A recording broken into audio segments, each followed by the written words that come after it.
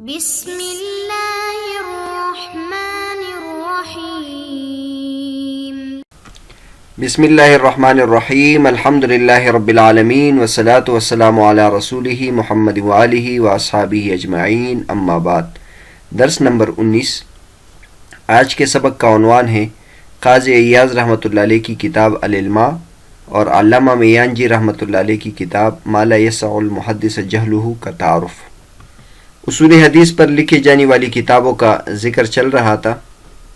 اس سے پہلے اصول حدیث پر لکھی جانے والی کتاب میں المحدث الفاصل اور حاکم ابو عبداللہ کی کتاب معرفت علوم الحدیث، اور اس کے بعد خطیب بغدادی رحمۃ اللہ علیہ کی کتاب الکفایہ والجامع لاخلاق الراوی وآداب السامع، اور ابو نعیم اصفہانی رحمۃ اللہ کی المستخرج کا ذکر ہو گیا۔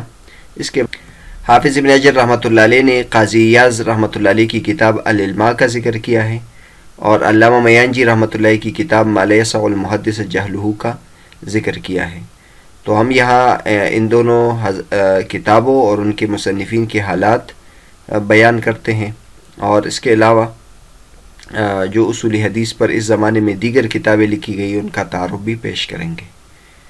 حافظ ابن حجر رحمۃ اللہ علیہ فرماتے ہیں ثم جاء بعض من تأخر عن الخطیب فأخذ من هذا العلم بنصیب فجمع القاضی ایاز کتابا لطیفا سماہ العلماء وابو حفص المیانجی جزءا سماہ ما لا یسع المحدث جہلہ۔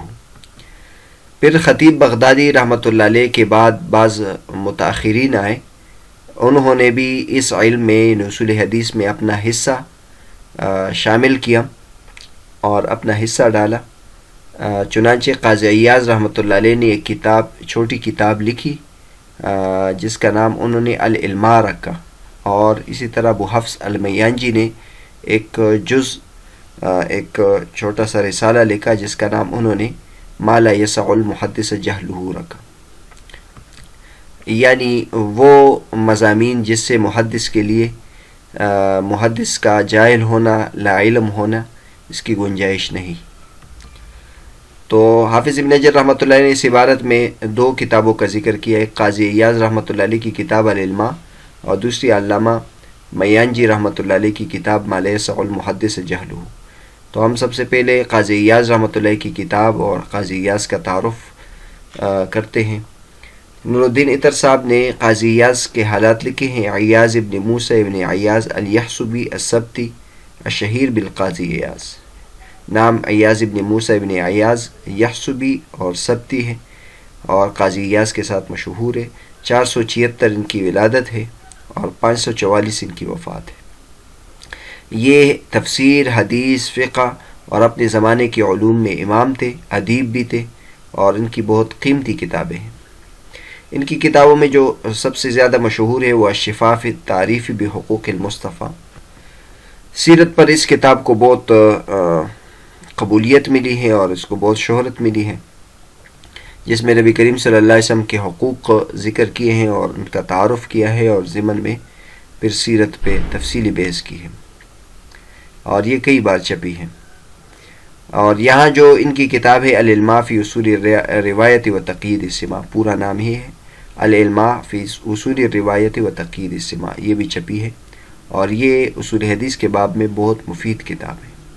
قاضی ایاز رحمۃ اللہ علیہ کی یہ جو کتاب ہے یہ اصول حدیث کے تمام انواع پر نہیں ہے بلکہ بعض انواع پر ہے، اسی وجہ سے ان کا جو نام رکھا ہے وہ بھی العلماء رکھا ہے۔ علماء کا مطلب روشنی کی ایک کرن، یعنی تمام موضوعات کا اس میں احاطہ نہیں ہے بلکہ چند مباحث پر انہوں نے روشنی ڈالی ہے۔ یہ کتاب کئی مرتبہ چھپی ہے، اور اس کی ایک تحقیق یہ بھی ہے۔ اس کے بارے میں ایک نکتے کی بات یہ ہے کہ ایک مشہور غیر مسلم عیسائی محقق ہیں اسد سلیم رستم باز لبنانی، جس کا انتقال 1965 میں ہوا ہے۔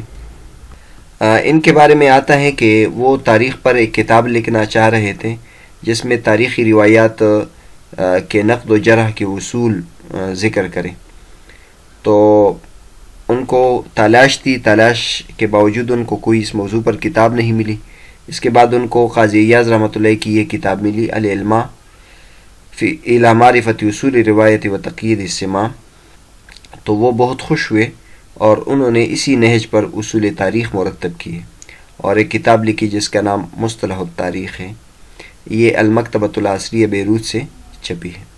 اور اس کتاب کے مقدمے میں ڈاکٹر اسد سلیم استنباز نے اس بات کا اعتراف کیا ہے کہ جو تاریخی روایات ہیں اس کے نقد کے جو اصول ہیں اس میں مسلمانوں نے سبقت حاصل کی، یعنی سب سے پہلے اس کے اصول پر مسلمانوں نے کتاب لکھی ہے۔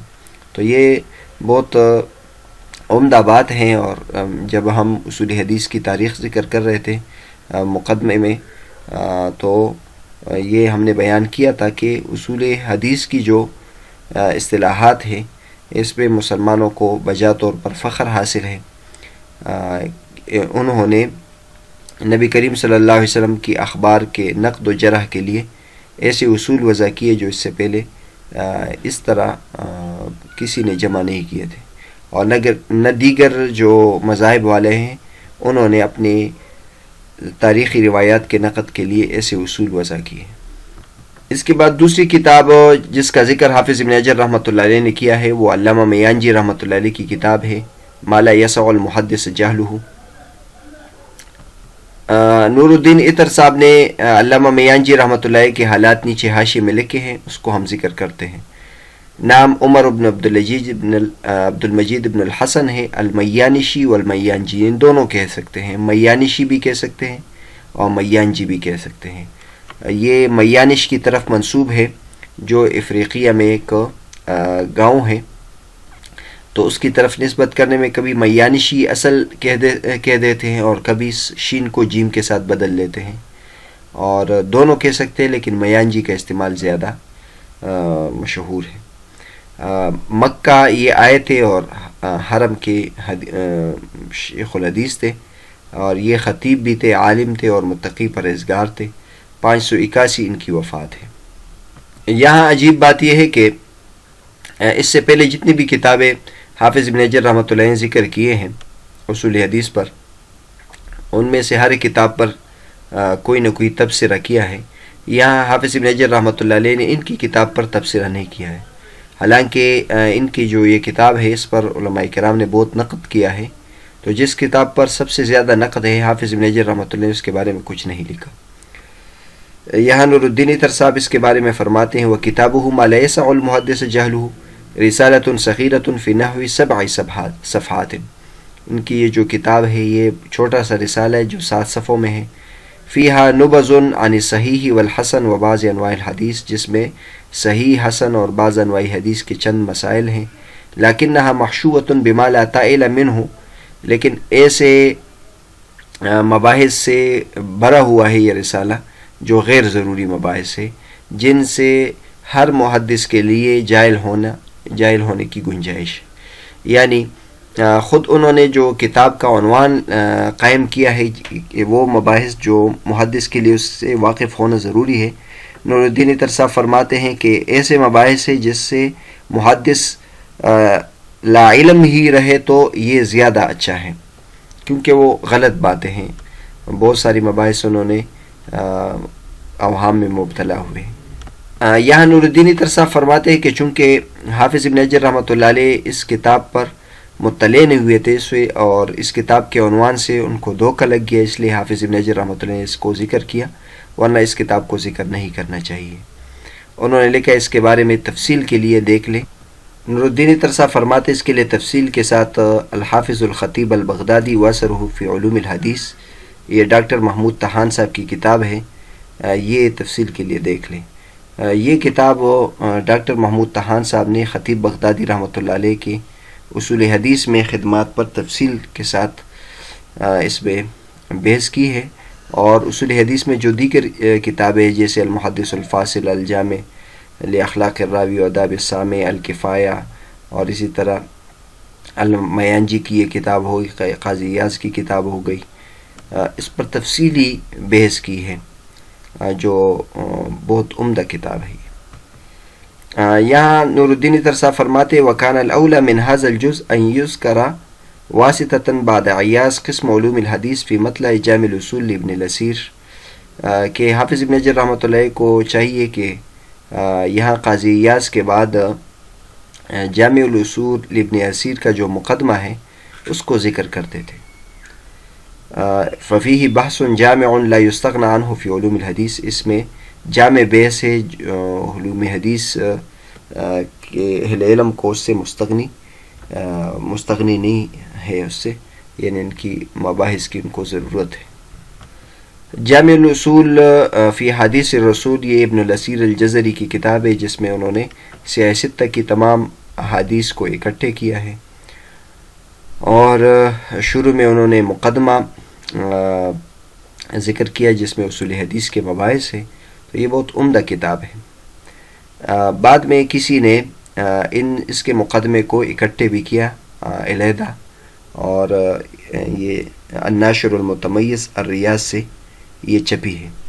یہ آپ دیکھ سکتے ہیں، مقدمتانی فی فوائد علوم الحدیث و مصطلحی و اصولہی و بعض کتبہ و تصنیفہا و شروط اہلہا وغیرہ ذالک. الاولی مقدمۃ جامع الاصول ابی سعادات ابن الاسیر، ان کی وفات 606 ہجری ہے. اور دوسرا مقدمہ انہوں نے البدر المنیر کا لگایا ہے جو ابن الملقن ہے، حافظ ابن حجر رحمۃ اللہ کے استاد تھے، جس کا تذکرہ یہ مقدمے میں گزر چکا تھا.